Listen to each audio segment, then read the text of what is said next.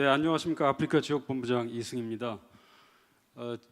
지금부터 어렵고도 쉬운 아프리카 시장 진출 전략에 대해서 약 25분 동안 여러분들께 설명을 드리겠습니다. 말씀드릴 순서는 아프리카 개황, 전략적 가치, 그리고 주요 이슈와 트렌드, 수출 유망 분야, 마지막으로 기회 요인 및 진출 전략의 순서입니다.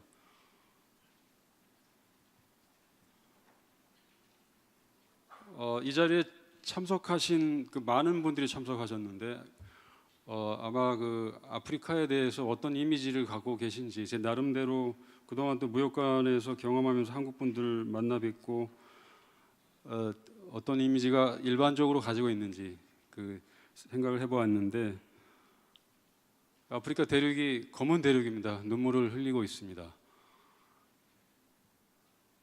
여기 몇 개 단어를 나열했는데, 아마 여러분들이 생각하시는 아프리카는 멀고 어렵고 위험하고 에볼라 이런 얘기도 있고, 그래서 가까이 가긴 참 어려운 그런 시장이라고 알고 있는데, 많은 사람들이 아프리카를 지구상에 남은 마지막 기회의 땅, 미래의 시장이라고 얘기합니다. 그래서 오늘 제 발표는 여러분들이 이러한 부정적인 인식을 좀 긍정적으로 변화시키고, 여러분들이 아프리카 시장을 편안하고 쉽게 다가갈 수 있도록 사례 중심 그리고 키워드 중심으로 설명을 해드리겠습니다. 오른쪽 지도는 남아공에 있는 신흥 도시 센톤이라고 있습니다. 요하네스버그 옆에.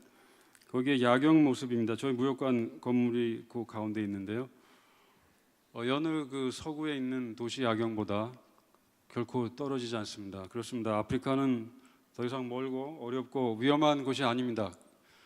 그래서 그 이유를 하나하나 설명을 드리도록 하겠습니다.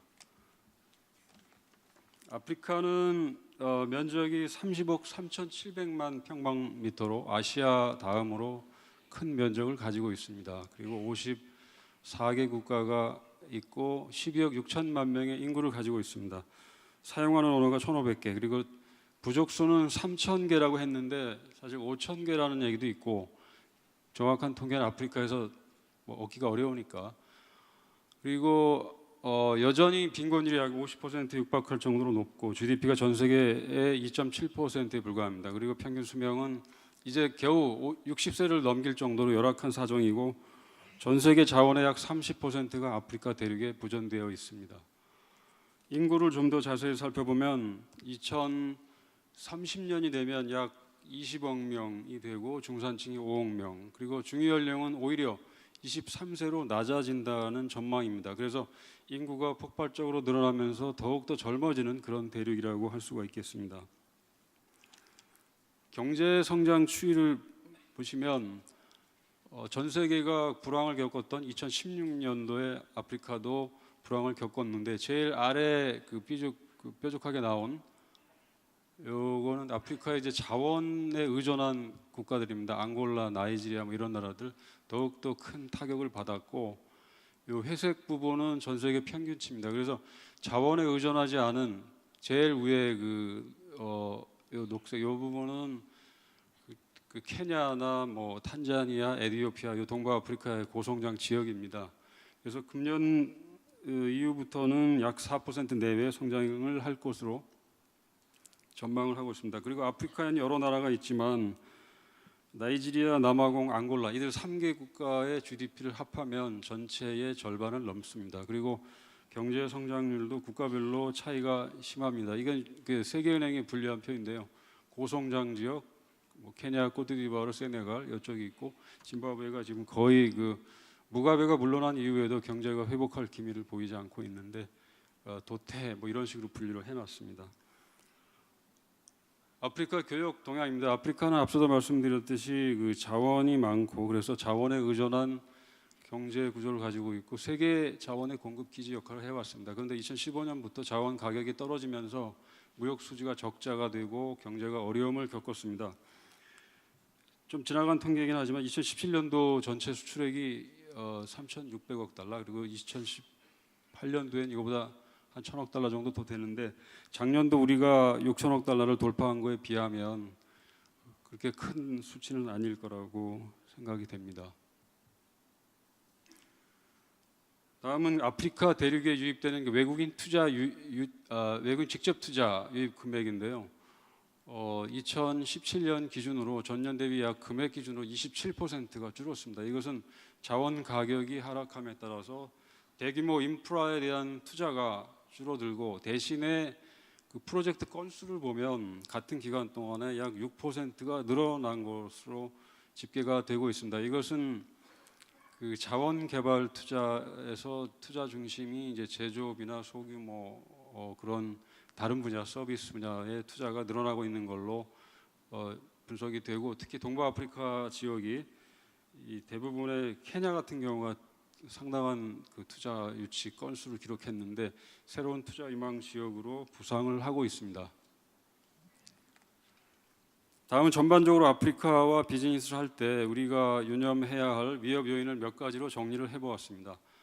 중남미도 아까 말씀을 드린 것 같은데 정치적인 변화의 시기가 가장 위기이자 기회의 시기입니다. 선거가 평화적으로 치러지면, 요즘에는 그런 사례가 많은데 평화적으로 치러지면 정권이 안정을 찾고 보다 강력한 어떤 그 정책을 추진할 수가 있는데, 선거 기간 동안에 부정시비, 분쟁, 쿠데타 이런 사례들이 과거에 많이 있었고, 최근에도 그런 일이 케냐 같은 경우에 대통령 선거를 2번 했지 않습니까? 그런 동안에 혼란이 있었지만 결국은 다시 다 해결돼 가지고 지금 강력하게 추진을 하고 있는데, 금년도에 나이지리아에서 2월 16일 날 대통령 선거가 있습니다.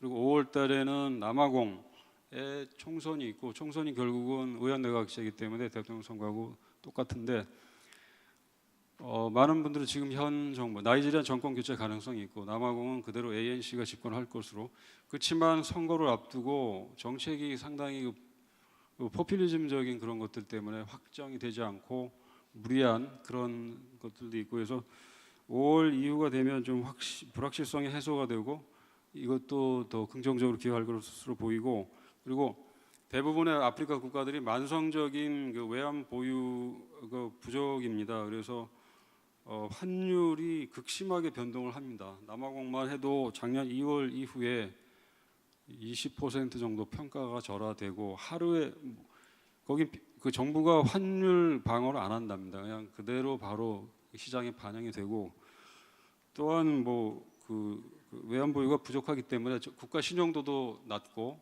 또 바이어들의 신용도도 보츠와나나 남아공 이외에는 거의 신용도라고 하는 그런 게 없기 때문에 우리 그 수출입은행이나 무역보험공사에서 제공하는 여러 가지 금융 지원 서비스 얘도 많은 한계가 있습니다. 그래서 이것도 극복을 하기 위해 무역보험공사에 수출 플러스 보험이라는 것이 있습니다. 5만 불까지는 바이어의 신용도를 묻지도 따지지도 않고 그냥 그 부보를 할 수 있고, 보험을 그 나중에 이제 문제가 생겼을 때 보험금 받을 수 있는.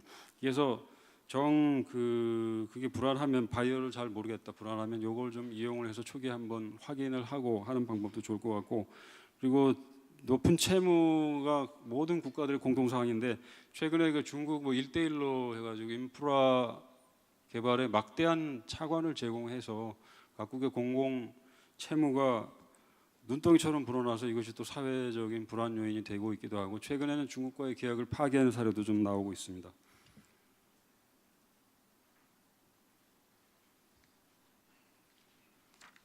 네, 아프리카 대륙에서 볼 수 있는 최근의 주요 변화 트렌드를 간단히 살펴보겠습니다. 아프리카 각국 정부가 자원 중심의 경제에서 탈피하고 하기 위한 산업 다각화 노력을 많이 하고 있습니다. 그래서 유엔이나 아프리카 연합, 아프리카 개발은행들도 여기 이러한 시책에 발맞춰서 산업화 지원 정책에 집중을 하고 있고, 민간 기업들도 제조업 투자에 보다 그 활발하게 진출을 하고 있습니다.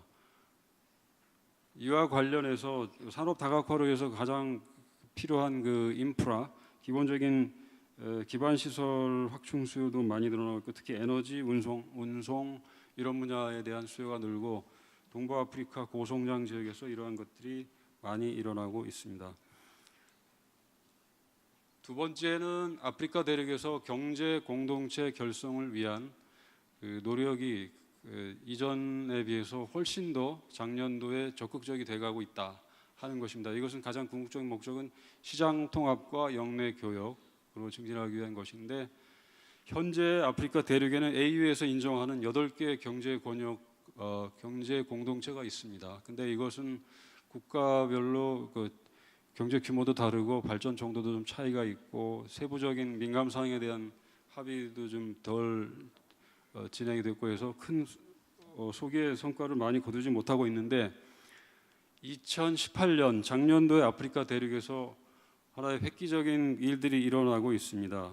그 루안다의 폴 카가메, 아시는 분들은 아시겠는데 폴 카가메 대통령이며 아프리카 유니언의 새로운 총재인데요. 그분의 리더십도 있었고 시기적으로 맞았는지 3월 달에 아프리카 AU 55개 회원국이 모두가 아프리카 대륙을 하나의 자유무역지대로 출범시키자는데 모두 만장일치로 지지를 했고, 현재까지 49개 국가 정부가 서명을 하고 여기 자료에는 이제 6개 국가가 국회 비준을 했다고 하는데 12월 말 특히 남아공이 비준을 했습니다. 국회에서 비준을 했고, 그래서 금년 중에 22개국이 국회 비준을 하면 그로부터 30일부터 이제 출범을 하게 됩니다.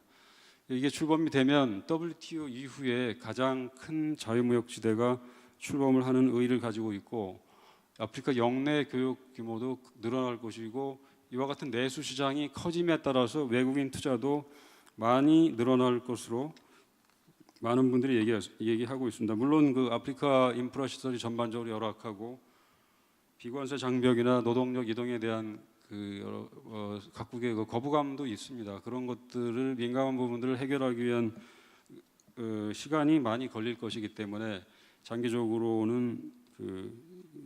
기다려 봐야 되겠지만, 어떤 분들은 이번에 CFTA를 하고자 하고 49개국이 서명을 하고 국회에 비준하고 한 것은 아프리카의 새로운 정치적 리더십의 승리다.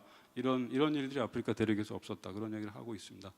그리고 나이지리아가 아직 하지 않고 있는데 2월 총선이 끝나면 그 이후에 가입을 하지 않을까.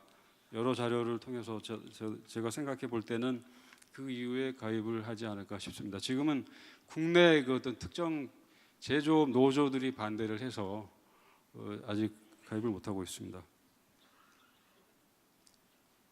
다음 세 번째 주요 이슈 트렌드는 정보통신 기술과 같은 기술의 도입으로 혁신이 산업 전반에 걸쳐서 이루어지고 있다. 특히 그 모바일 금융, 인터넷 분야에서 그 세계에서 일어나 보지 못했던 속도로 빠르게 광범위하게 이루어지고 있는데, 하나 사례를 보면 세계에서 가장 못 산다고 하는 우간다의 그 휴대폰 인터넷 사용자 수가 3,100만 명이라고 합니다.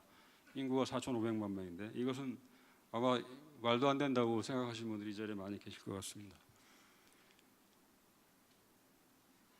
2007년도에 케냐에서 그 사파리콤이 처음 시작한 모바일 머니에 의한 결제 수단이 그 이후에 이제 활용도도 높아지고 활용 분야도 확산되고 있습니다. 초창기에는 단순히 송금이나 결제만 지원하다가 지금은 주식 투자, 의료, 보험, 광고 뭐 다양한 분야에 확대되고 있고, 2016년도에 세계 최초로 루안다에서 상용화를 시켰던 드론을 이용한 그 오지의 혈액과 의료용 소모품을 의료진에게 배송하는 서비스가 그 이용도가 굉장히 높아지고 있고, 인근 국가 루안다 말고 탄자니아, 말라위 이런 나라들에서 다른 용도로 또 더욱더 확산이 되고 있습니다. 네 번째 트렌드는 내수 소비 시장이 질적, 양적으로 성장을 하고 있다 하는 것입니다. 양적인 성장은 물론 그 소득 증가에 따라서 그 수반이 되는 건데, 특히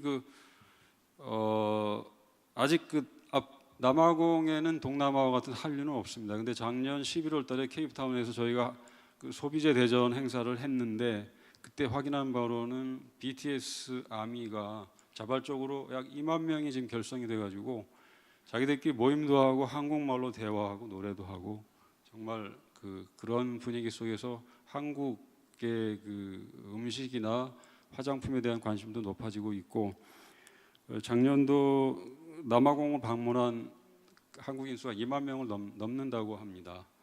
그리고 남아공의 그 영어권이기 때문에 한국에 나와 있는 영어 교사가 한 10,000명이 되고, 이들이 그런 한국 문화를 소개하고 그런 또 분위기가 좀 조성이 되고 있습니다. 주요 이슈 트렌드 5번째 마지막인데요. 아프리카가 더 이상 원조 대상이 아니고 상생 협력을 하는 파트너로서 변신을 하고 있다 하는 것입니다. 밑에 그래프를 보시면 짙은 부분은 외국인 직접 투자 유치 금액입니다. 그리고 옅은 부분은 원조 금액인데 2014년을 기점으로 해서 외국인 투자 유치 금액이 더 늘어나고 있는 것을 보실 수가 있습니다. 그리고 중국은 일찍이 아프리카를 1대1로 사업에 포함을 시키고 그 풍부한 자원 확보를 위해서 외교 역량을 총집중하고 있고, 특히 지난 29년 동안 연초가 되면 중국의 외교부장은 해외 순방을 반드시 아프리카로 옵니다. 이미 아프리카에 다녀갔습니다. 금년에도.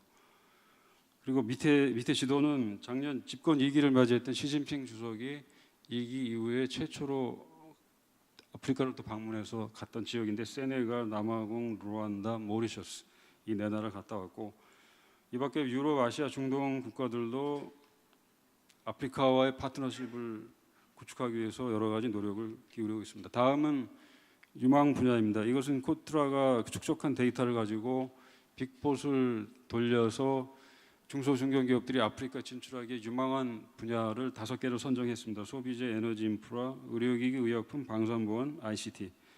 그래서 소비재 같은 경우는 시장 규모는 이렇게 읽어보시면 될 거고, 특히 그 남아공하고 나이지리아가 아프리카 소비재 시장을 선도하고 있습니다.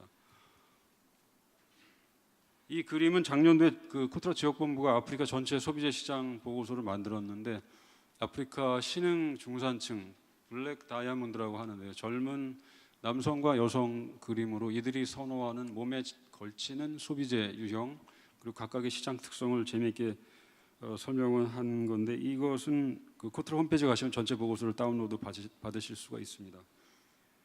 두 번째 유망 분야는 에너지 인프라 분야인데요. 자원 가격 안정되고 경기가 회복되고, 또한 그 FDI가 유입이 건수 금액보다는 건수가 늘어나면서 여기에 필요한 기반 시설에 대한 그 수요가 많고, 이에 따라서 건설 시장도 크게 성장할 것으로 전망들 하고 있습니다. 그리고 아프리카는 대부분 국가가 만성적인 에너지 부족에 시달리고 있기 때문에 AfDB에 따르면 에너지 뉴딜 정책을 채택하고 3대 오른쪽인데요. 3대 목표를 정해서 지금 추진을 하고 있습니다. 시간 관계상 자료에 있는 거는 나중에 읽어보시면 좋을 것 같고요. 다음은 의료기기 의약품 시장입니다. 이 시장은 세계에서 가장 빠르게, 규모는 전 세계 1%밖에 안 되는데 빠르게 성장하는 시장입니다. 그리고 대부분 그 자체 생산이 없기 때문에 수요의 90%를 외국으로부터 수입에 의존을 하고 있고, 또 전문 의료 서비스 보급률이나 구매력이 높지 않기 때문에 별도의 의사 처방이 필요 없는 중저가 제품이 인기를 끌고 있다고 합니다. 이 시장에 진출하기 위해서는 현재 복잡한 여러 가지 수입 제도, 그리고 수입 라이센스를 가진 유능한 에이전트를 선정해서 이들을 통해서 거대한 그 공공 조달 시장에 타겟을 하는 것도 좋은 방안이라고 생각합니다. 네 번째 유망 분야는 방산 보안 분야입니다. 그 전반적으로 경기가 이제 침체했음에도 불구하고 사회 정치적인 불안 요소가 늘 있어 왔기 때문에 이에 대한 방산 보안 관련 제품에 대한 수요가 많이 꾸준히 있어 왔고, 특히 자체적으로 제조를 할 수가 없기 때문에 외국 기업에 대해서 진입 장벽이 높지 않고, 또 최근에는 중국산 품질에 대해서 불만이 많기 때문에 우리 중소 중견기업에도 기회가 있다고 하겠습니다. 아래 사진은 작년도 우간다 국방부 본부에 가가지고 우리 기업들이 PT하고 시연을 한 것인데, 우간다는 그 북한 무관부가 몇 년 전에 전부 다 철수를 했습니다. 그리고 그 이후에 한국에 대해서 관심과 기대가 굉장히 높습니다.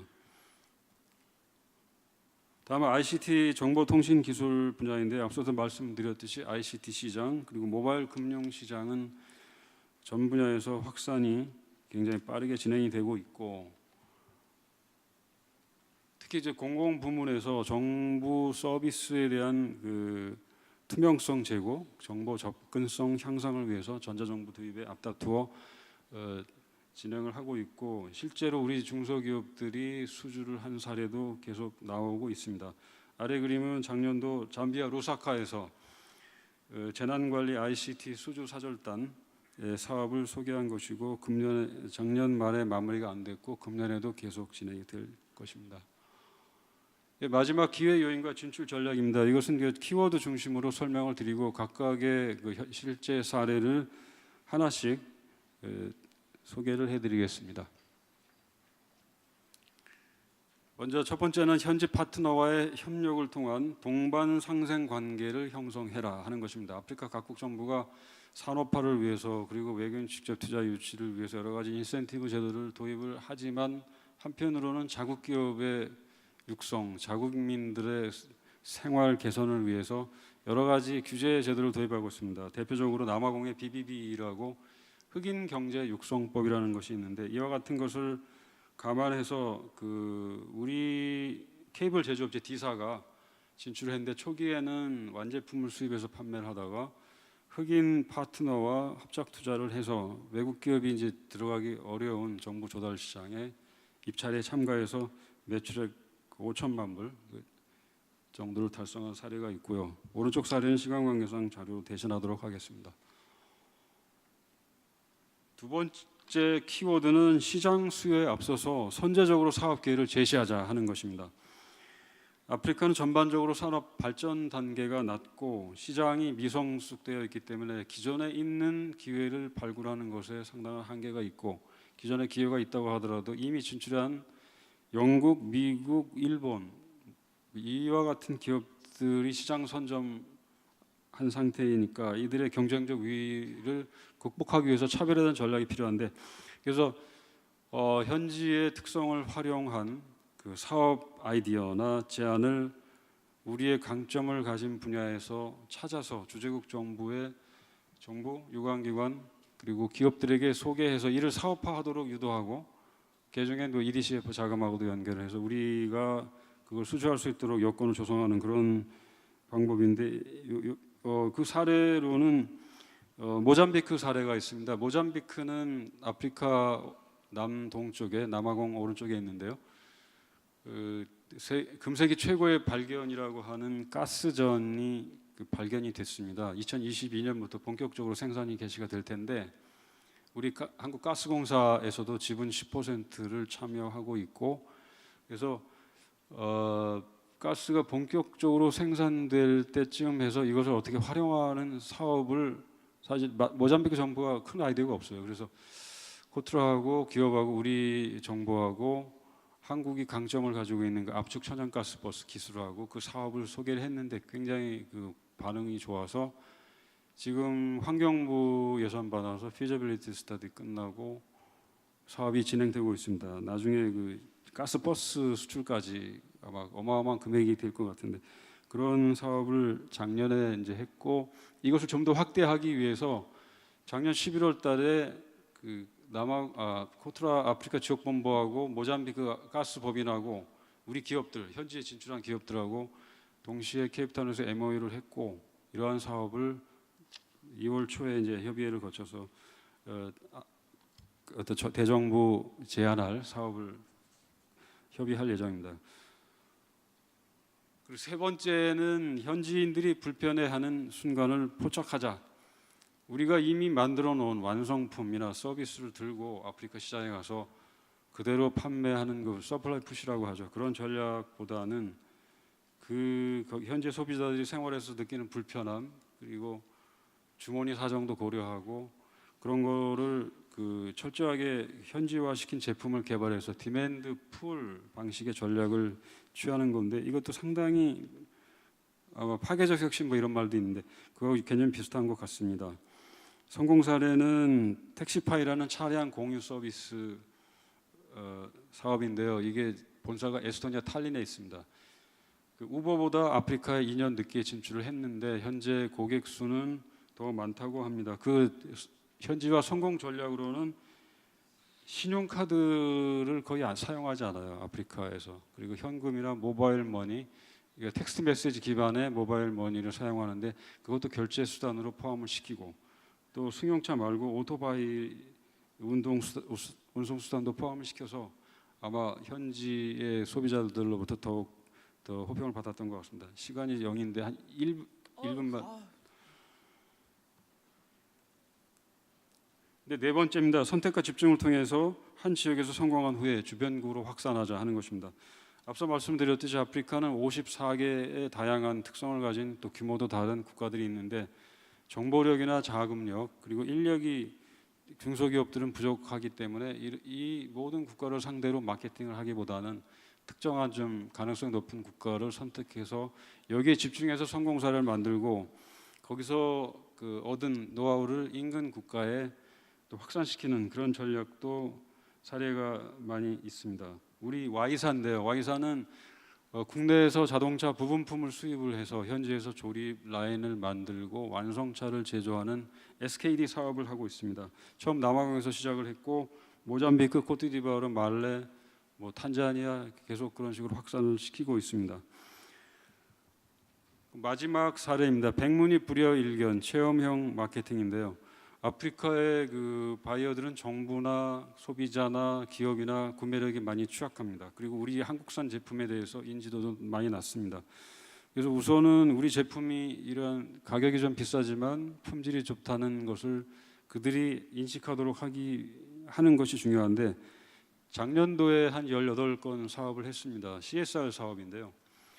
CSR 사업을 통해서 유무상 기부 행사를 해서 그 제품을 직접 취급하거나 정책 결정을 하는 분들에게 한번 사용하게 하는 그런 전략인데 사례로는 작년 하반기에 그 보츠와나하고 남아공에서 우리 그 D사입니다. 동해에 있는 중소기업인데 여성용 위생 패드 한 40만 장을 기부를 했습니다. 생리대인데요. 그렇게 해서 좋은 인식을 받았고 그걸 기반으로 해서 생산 시설도 이전하고 정부 조달 사업에 참여하려는 그런 계획을 가지고 있습니다. 남아공만 해도 12세, 18세 사이에 약 200만 명의 극빈층 여학생들이 여성들 그 생리 그 기간 동안에 아예 학교를 안 나가는 그런 경우가 사회적인 문제가 되고 있고 그래서 굉장히 호평을 많이 받았습니다. 네, 이상 제가 준비드린 내용은 말씀을 모두 마치고 간단히 마무리 말씀을 드리자면 저는 지난 2년 반 동안 아프리카에서 근무하면서 관할지가 사하라 사막 이남입니다. 49개 국가가 있는데 한 절반 정도는 방문했습니다. 가면서 우리 중소기업들 출장자분들도 만났고 했는데 그분들 하시는 말씀이 아까 처음에 말씀드린 바와 같이 출장 오기 전에 멀고 어렵고 위험하다 이런 생각 때문에 올까 말까 망설이고 잠도 못 자고 친구들도 만류하고 했는데 일단 와서 보니까 너무 생각했던 것보다 좋고 비즈니스 기회도 있는 것 같고 잘 왔다 그렇게 말씀하십니다. 그래서 여기 여러분들께서 아프리카에 관심이 있거나 있더라도 한 번도 와보지 못하셨다면 기회를 한번 만들어 보시면 좋을 것 같습니다. 혼자 오기 참 힘들죠. 그러니까 코트라가 하는 무역사절단 전시회 코트라가 아니래도 딴 데서 하는 그걸 이용을 해서 한번 오시면 굉장히 도움이 생각이 바뀌실 것 같고 특히 최근에 이제 열린무역관 제도가 있어요. 그래서 일단 신청을 하시면 오셔가지고 무역관 한 공간을 드리고 출근해서 같이 얘기도 하고 거기서 업무를 볼 수 있는 그걸 저희들이 적극적으로 도와드리겠습니다. 아프리카에서 뵙겠습니다. 예, 감사합니다.